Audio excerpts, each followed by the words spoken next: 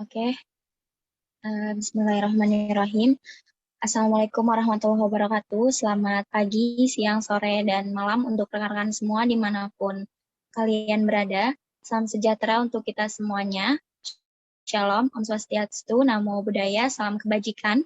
Sebelumnya yang saya hormati dosen pengampu mata kuliah Sistem Informasi Akuntansi kami, yaitu Bapak Juli Ismanto, Sarjana Kesehatan Masyarakat Magister Manajemen. Perkenalkan, nama saya Putri Ayu Febianti, mahasiswi aktif Program Studi Sarjana Akuntansi Universitas Pamulang.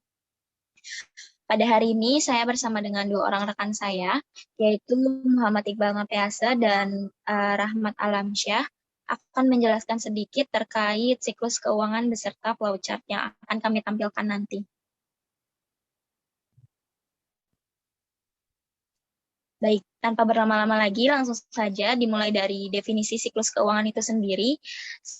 Siklus keuangan merupakan suatu proses penyediaan laporan keuangan perusahaan dalam suatu periode tertentu. Siklus ini dapat terjadi akibat adanya transaksi selama berjalannya periode sampai penyiapan laporan keuangan pada suatu akhir periode. Singkatnya, siklus keuangan ini berisikan kumpulan kejadian-kejadian yang tentunya berkaitan dengan perolehan dan manajemen dana-dana, termasuk juga dengan kas. Siklus keuangan ini menyediakan informasi untuk serangkaian laporan keuangan mengenai suatu lingkungan akunting. Dalam siklus keuangan ini umumnya perlu untuk melakukan pengumpulan data-data transaksi, memproses arus masuk transaksi, menyimpan data transaksi, melakukan pengendalian akuntansi, menyediakan laporan keuangan, dan yang terakhir mengklasifikasikan dan memberikan kode data dan perkiraan. Nah, dalam menjalankan kegiatannya, seorang akuntan biasanya menggunakan sebuah sistem yang biasa disebut sistem informasi akuntansi, yang tujuannya adalah untuk mempermudah melakukan pengerjaan terkait akuntansi dan segala rangkaiannya, mulai dari pencatatan, pengelompokan, pengiktisaran, dan juga pelaporan. Sistem informasi akuntansi sendiri merupakan sebuah sistem informasi yang menangani segala sesuatu yang berkenaan dengan akuntansi dan segala prosesnya. Fungsi dari pembentukan sistem informasi. Fungsi penting dari pembentukan sistem informasi akuntansi pada sebuah organisasi antara lain seperti yang sudah saya jelaskan sebelumnya, yaitu pengumpulan dan penyimpanan data yang berkaitan dengan transaksi, kemudian memproses data tersebut menjadi sebuah informasi yang dapat digunakan dalam pengambilan keputusan, serta yang terakhir melakukan kontrol secara tepat terhadap aset suatu perusahaan. Kemudian sistem informasi akuntansi ini juga terdiri dari 3 subsistem. Yang pertama sistem pemrosesan transaksi yang mana mendukung proses operasi bisnis harian. Yang kedua sistem sistem buku besar atau pelaporan keuangan yang mana menghasilkan laporan keuangan seperti laporan laba rugi, neraca, laporan arus kas, bahkan pembalian pajak. Dan yang terakhir, sistem pelaporan manajemen, yang mana laporan keuangan yang dihasilkan tadi akan digunakan oleh manajemen internal untuk mengambil keputusan seperti strategi budgeting, laporan kinerja karyawan, serta laporan pertanggungjawaban. Jadi dapat disimpulkan bahwa sistem informasi akuntansi ini merupakan suatu fungsi yang melaksanakan tugas pengolahan data finansial menjadi sebuah informasi yang dibutuhkan bagi pengguna di dalam maupun di luar perusahaan.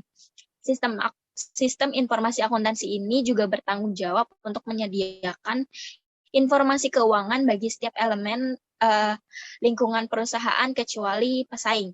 Seperti misalnya manajer keuangan, direktur, pemerintah, pihak bank, pihak investor, dan lain-lain.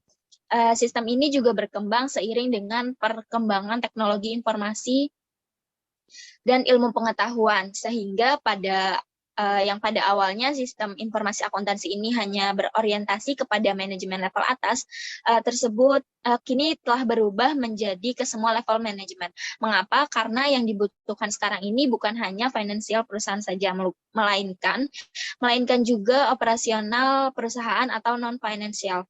Dan yang membutuhkan informasi ini bukan hanya manajemen level atas saja, melainkan seluruh level manajemen. Oleh karenanya, sistem informasi akuntansi ini mendukung manajemen terbuka meskipun masih banyak organisasi yang menerapkan manajemen tertutup. Baik, selanjutnya sistem akuntansi pokok itu terdiri dari klasifikasi rekening buku besar, jurnal, dan bukti transaksi. Masing-masing unsur tersebut kemudian saling terikat dan membentuk suatu prosedur pencatatan. Di sini yang pertama ada prosedur penjualan yang mana akan dicatat ke dalam jurnal penjualan dengan menggunakan faktur penjualan sebagai bukti transaksinya dan dimasukkan ke dalam rekening piutang penjualan dan penjualan. Nah, penjualan yang dimaksud di sini hanya penjualan secara kredit ya teman-teman, karena jika terjadi penjualan secara tunai, perusahaan akan mencatatnya ke dalam jurnal penerimaan kas. Yang kedua di sini ada prosedur penerimaan kas. Nah, ini yang saya jelaskan tadi. Bisa jadi terjadi penerimaan kas yang dari hasil penjualan sehingga dimasukkan ke dalam jurnal penerimaan kas dengan bukti penerimaan kas sebagai bukti transaksinya. Dan dalam buku besar dimasukkan ke dalam rekening kas dan temannya itu bisa penjualan atau piutang atau apapun yang menyebabkan perusahaan menerima uang. Selanjutnya yang ketiga ini prosedur pembelian, yang mana akan dicatat ke dalam jurnal pembelian dengan faktur pembelian sebagai bukti pembeliannya, sebagai bukti transaksinya, maaf. Dan pada buku besar ini akan dimasukkan ke dalam rekening persediaan barang untuk mendebet barang yang dibeli dan partnernya itu biasanya utang dagang. Karena jika dilakukan pembelian secara tunai, maka otomatis perusahaan akan mencatatnya ke dalam jurnal pengeluaran kas. Yang keempat, ada prosedur pengeluaran kas, yang mana akan dicatat ke dalam jurnal pengeluaran kas dengan bukti pengeluaran kas sebagai bukti transaksinya. Dan pada buku besar akan dimasukkan ke dalam rekening apapun yang menyebabkan perusahaan mengeluarkan uang. Contohnya pembayaran utang, maka rekeningnya adalah utang dan kas. Atau pembayaran sewa, maka rekeningnya adalah beban sewa dan juga kas. Dan yang terakhir di sini ada prosedur payroll. Di sini dicatat ke dalam jurnal umum karena termasuk ADAR ya. Ini contohnya itu bisa pembayaran gaji dan upah. Sehingga di sini bukti transaksinya itu berupa daftar gaji atau faktur biaya. Pada buku besar akan dicatat ke dalam rekening gaji dan upah, potongan gaji dan upah, potongan atau juga utang gaji. Ya pokoknya sesuai transaksi aja ya teman-teman. Apa yang ditampilkan di sini hanya sebagai contoh saja.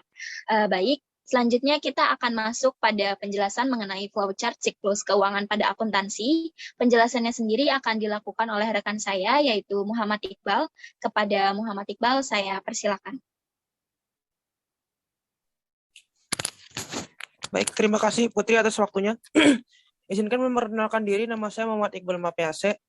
Saya juga merupakan mahasiswa aktif program sarjana akuntansi di Fakultas Ekonomi Universitas Pamulang. Di sini saya akan melanjutkan dari penjelasan Putri tadi. Saya juga akan menampilkan flowchart dari siklus keuangan pada akuntansi. Siklus akuntansi diawali dari adanya transaksi yang terjadi dalam sebuah perusahaan. Transaksi juga dijadikan sebagai titik awal untuk memulai proses akuntansi, atau dengan kata lain, ada tidaknya aktivitas pencatatan akuntansi sangat bergantung kepada ada tidaknya transaksi yang dilakukan perusahaan seperti aktivitas pembelian dan penjualan. Selanjutnya, transaksi yang dilakukan perusahaan juga harus memiliki bukti atau dokumentasi. Transaksi yang tidak memiliki bukti sebagai dokumentasi tentu tidak dapat dikategorikan sebagai sebuah transaksi. Bukti transaksi merupakan syarat mutlak untuk mengakui keberadaan dari sebuah transaksi. Langkah selanjutnya, dokumentasi dicatat di jurnal ke dalam buku harian. Buku harian ini merupakan catatan untuk merekam transaksi perusahaan pertama kalinya. Dari buku harian diteruskan ke buku besar. Buku besar digunakan untuk mengklasifikasikan perkiraan per jenis. Apabila kita belum mendapatkan informasi yang lengkap dalam buku harian tentang mutasi dari sebuah perkiraan, maka dalam buku besar umum ini kita sudah dapat mengetahui mutasi setiap jenis perkiraan. Di samping buku besar umum, pada gambar di atas juga terlihat buku besar pembantu yang digunakan untuk cross-check dengan buku besar umum. Suku besar pembantu ini, dasar pencatatannya adalah langsung dan bukti asli sehingga daya kontrolnya terhadap buku besar umum tinggi. Setelah buku besar disiapkan, Selanjutnya dibuatkan buku neraca saldo yang digunakan untuk mengkoreksi jika terdapat kekeliruan mulai dari dokumentasi transaksi pada buku besar umum. Buku neraca saldo ini berisi saldo-saldo perkiraan dalam sebuah perusahaan. Setelah neraca saldo disiapkan, maka dibuatkan neraca lajur yang digunakan untuk mempermudah penyajian laporan keuangan dengan berbagai penyesuaian yang dilakukan. Dari neraca lajur ini, dihasilkan laporan keuangan yang terdiri dari 5 bagian, yaitu 1. Laporan posisi keuangan, melaporkan tentang aset, kewajiban, dan ekuitas perusahaan. 2. Laporan laba rugi, merupakan tentang hasil usaha perusahaan. 3. Laporan ekuitas, melaporkan tentang perubahan dan kondisi ekuitas perusahaan. 4. Laporan arus kas, melaporkan tentang aliran kas masuk atau keluar. 5. Catatan atas laporan keuangan, melaporkan tentang penjelasan mengenai semua perkiraan yang tercantum di dalam LPK, laba rugi dan perubahan ekuitas. Berikut ini dan selanjutnya akan dibahas bagian-bagian dalam siklus akuntansi secara berurutan menurut siklusnya. Pembahasan dimulai dari siklus akuntansi. Siklus akuntansi merupakan proses pencatatan akuntansi mulai dari dokumentasi sampai penyajian laporan keuangan. Gambar ini merupakan gambar siklus akuntansi mulai dari transaksi sampai dengan penyajian laporan keuangan. Transaksi merupakan kejadian-kejadian ekonomi dan aktivitas normal yang dilakukan oleh perusahaan dan berkaitan dengan operasi utama perusahaan, baik langsung maupun tidak langsung, pada periode tertentu. Beberapa kata kunci dari pengertian transaksi di atas adalah 1. Kejadian ekonomi. 2. Dilakukan oleh perusahaan. 3. Dilakukan dalam rangka kegiatan utama perusahaan. 4. Dilakukan pada periode tertentu. Contoh transaksi seperti penjualan, pembelian, pengeluaran kas, penerimaan kas, dan lain sebagainya. Umumnya transaksi bisnis mempengaruhi paling tidak 2 perkiraan. Kejadian ekonomi digambarkan dengan adanya aktivitas-aktivitas yang dilakukan perusahaan baik terkait langsung dengan aktivitas utama maupun bukan. Periode tertentu yang dimaksud di atas adalah periode 1 tahun. Istilah periode tahunan ada yang disebut dengan tahun takwim dan tahun buku. Tahun takwim adalah periode akuntansi yang berawal tanggal 1 Januari dan berakhir tanggal 31 Desember pada tahun tertentu. Sedangkan tahun buku adalah periode yang berawal dan berakhirnya selain dari tanggal tahun takwim. Setiap transaksi mempengaruhi beberapa perkiraan dan perkiraan indus tentunya sangat penting perangnya. Apabila kita ingin membuat kebijakan apakah kita akan melakukan peminjaman uang lagi atau tidak, pastilah kita membutuhkan informasi tentang perkiraan utang. Apabila kita ingin membeli aktiva, pastilah kita membutuhkan informasi perkiraan kas, sehingga kita bisa memutuskan apakah kita akan membeli atau tidak. Tentunya, jika kas kita memadai, maka kita akan membeli aktiva secara tunai. Atau apabila kas kita tidak mencukupi, kita bisa saja membelinya dengan alternatif lain. Jadi, peran sebuah perkiraan sangat penting bagi kita untuk mengambil keputusan perusahaan. Dokumentasi merupakan bukti transaksi yang dilakukan. Suatu transaksi yang dilakukan tidak akan berarti apabila jika tidak ada bukti otentiknya. Bukti otentik di sini tentu dalam bukti tertulis. Dalam akuntansi, bukti lisan dari seseorang tidak dapat dijadikan sebagai sebuah bukti. Contoh bukti dalam praktik sehari-hari sangat banyak seperti kwitansi, faktur, kertas bon, perjanjian-perjanjian kontrak kerja, dan lain sebagainya. Saat ini, kebenaran dari sebuah bukti sering dipertanyakan. Artinya, sebuah bukti tertulis selalu saja dapat diada-adakan namun ternyata palsu. Oleh sebab itu, standar dari kebenaran yang dimaksudkan dalam akuntansi adalah kebenaran material, bukan kebenaran formal. Bukti yang memiliki kebenaran material adalah bukti tertulis dari transaksi yang benar-benar dilakukan dari sisi jumlah maupun aktivitasnya. Sedangkan kebenaran formal adalah bukti tertulis yang secara fisik ada namun bukan memiliki kenyataan. Dokumen dari sebuah transaksi wajib di-file selama minimal 10 tahun. Ini artinya bahwa sebuah bukti wajib disimpan untuk mempertanggungjawabkan selama masa 10 tahun. Dengan demikian, dari sebuah bukti mutlak adanya memiliki bahwa sebuah transaksi memang sudah dilakukan. Dalam siklus akuntansi, dokumentasi ini merupakan bahan pertama kali yang diproses dalam pencatatan akuntansi. Proses pencatatan akuntansi tidak akan ada jika dokumentasinya tidak ada. Siklus akuntansi yang digambarkan di atas adalah siklus akuntansi konvensional berbasis manual. Apabila proses akuntansi dilakukan dengan berbasis komputer, maka siklus akuntansi tentunya akan berbeda lagi. Selanjutnya, pembahasan akan siklus akuntansi berbasis komputer dilanjutkan oleh rekan saya yaitu Rahmat Alamsyah. Kepada Rahmat Alamsyah dipersilakan. Ya, baik, Terima kasih Iqbal atas waktunya. Sebelumnya, perkenalkan nama saya Rahmat Alamsyah. Sama seperti dua rekan saya yang lainnya, saya merupakan mahasiswa aktif program sarjana akuntansi di Fakultas Ekonomi dan Bisnis Universitas Pamulang. Di sini, saya akan melanjutkan sedikit lagi mengenai pembahasan siklus akuntansi keuangan, lebih tepatnya siklus akuntansi yang berbasis komputer. Siklus akuntansi berbasis komputer ini jauh lebih singkat prosesnya dalam menghasilkan laporan keuangan. Dari semua dokumen sumber transaksi akan langsung dicatat ke dalam buku harian umum. Khusus untuk dokumen sumber transaksi utang dan piutang, selain langsung dicatat ke dalam buku harian umum, juga akan dicatat ke dalam buku besar pembantu. Sebagai buku kontrol terhadap buku besar umum utang dan piutang. Proses selanjutnya setelah dicatatkan ke dalam buku harian umum adalah memposting semua perkiraan ke dalam buku besar umum. Saldo utang dan piutang dalam buku besar umum akan dibandingkan dengan saldo utang dan piutang dalam buku besar pembantu. Proses selanjutnya setelah dari buku besar umum dapat dihasilkan catatan akuntansi berupa neraca saldo dan laporan keuangan. Dengan demikian, proses akuntansi berbasis komputer jauh lebih singkat dan dapat menghasilkan laporan keuangan. Sedangkan offline system, proses dijalankan secara bertahap atau dengan kata lain, proses menjurnal atau memposting didasarkan pada waktu tertentu. Baik, cukup sekian yang dapat saya sampaikan. Saya kembalikan kepada rekan saya, Putri. Ya, baik. Terima kasih Rahmat atas penjelasannya. Terima kasih juga Iqbal atas penjelasannya.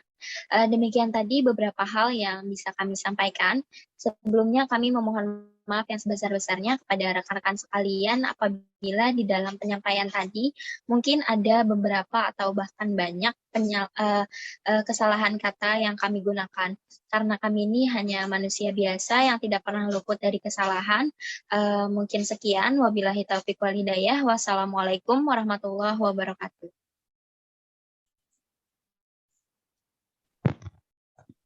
Waalaikumsalam warahmatullahi wabarakatuh. Warahmatullahi wabarakatuh.